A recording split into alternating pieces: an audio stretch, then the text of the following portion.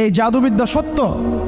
এবং এখনকার অনেক ভণ্ড যে কবিরাজগুলো বের হয়েছে, এরা জিনকে তাবে করে নিয়ে এই জিনদের মধ্য দিয়ে মানুষের মধ্যে জাদু ছড়িয়ে দিয়েছে, এবং এর ফলশ্রুতিতে বহু পরিবার ধ্বংস হয়ে যাচ্ছে।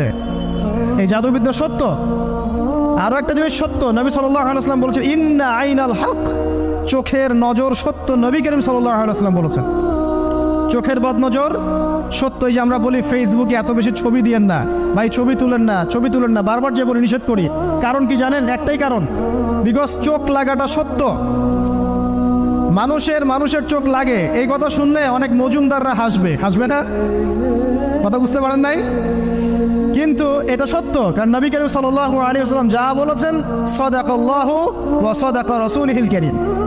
নবী যা বলেছেন, আল্লাহ যা বলেছেন, চিরায়ত সত্য। এর বাইরে কোনো সত্য আছে?